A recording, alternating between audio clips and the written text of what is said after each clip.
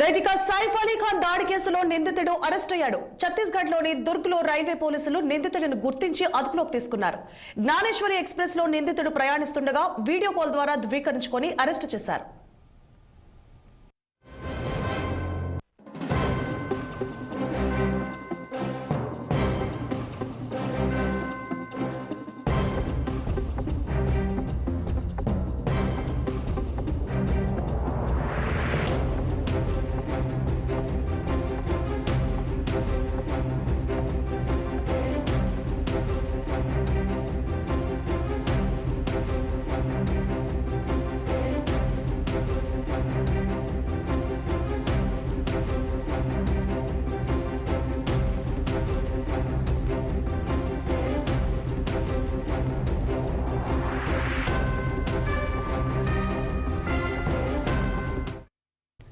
Right ఇక సైఫ్ అలీ ఖాన్ దాడి కేసులో నిందితుడు అరెస్ట్ అయ్యాడు. ఛత్తీస్గఢ్ లోని దుర్గ్ లో రైల్వే పోలీసులు నిందితుడిని గుర్తించి అదుపులోకి తీసుకున్నారు.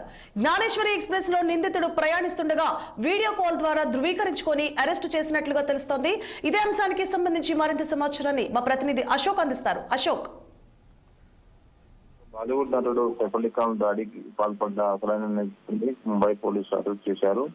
శనివారం రాత్రి మహారాష్ట్రలోని థానే జిల్లాలో అతన్ని అరెస్ట్ చేసినట్లు అధికారులు తెలిపారు. సైఫ్ దాడికి పాల్పడిన వ్యక్తి విజయ్ దాస్ పోలీసులు గుర్తించారు. ఈ కేసులో ఆపరేషన్ లో భాగంగా పోలీసులు పలు బృందాలుగా విడిపోయి విచారణ ప్రారంభించారు. ఈ క్రమంలోనే థానే జిల్లాలో ఇరానంది వద్ద జరుగుతున్న మెట్రో నిర్మాణ పనుల్లో ఉన్న ఒకరు లేబర్ క్యాంప్ లో ఆశ్రమించాలని పోలీసులు గుర్తించారు.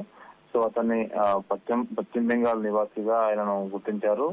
సో గతంలో సైఫ్ కరీనా ఇంటి దగ్గరలో పబ్బులో కూడా ఆయన పనిచేశారు. ఆ సందర్భంలోనే పరిసర ప్రాంతాలంతా పరిశీలించి ఇంట్లోకి ఎలా వెళ్ళాలి దానిపైన మార్గాలు కనుక్కొని ఈ దారుణానికి పాల్పడినట్లు పోలీసులు విచారణ జరిగింది.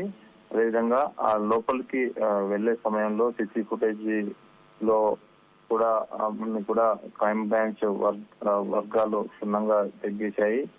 ఎలా లోపలికి వచ్చాడో, లోపలికి వెళ్ళిన తర్వాత ఇతను ఒక్కడే ఉన్నాడా లేక ఇంకెవరైనా ఉన్నారా అంటూ విచారణ జరుగుతూ ఉంది. సో ప్రస్తుతం అయితే సైఫ్ హాస్పిటల్ లో కోలుకుంటున్నారు. ఆయనకు వెన్నెముక అదేవిధంగా ప్లాస్టిక్ సర్జరీ చేసిన తర్వాత ప్రస్తుతం ఆయన కోలుకుంటున్నారు. సో 2-3 రోజుల్లో ఆయన హాస్పిటల్ నుంచి డిశ్చార్జ్ అయ్యే అవకాశం ఉంది. సో ఈ దాడి వెనుక మరేదైనా కోణం ఉన్న దానిపైన కూడా పోలీసులు ఎంక్వైరీ చేస్తున్నారు.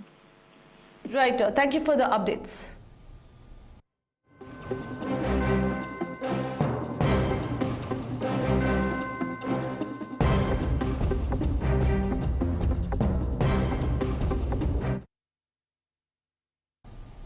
ఛత్తీస్గఢ్ బీజాపూర్ జిల్లా పూజారి కాంకేర్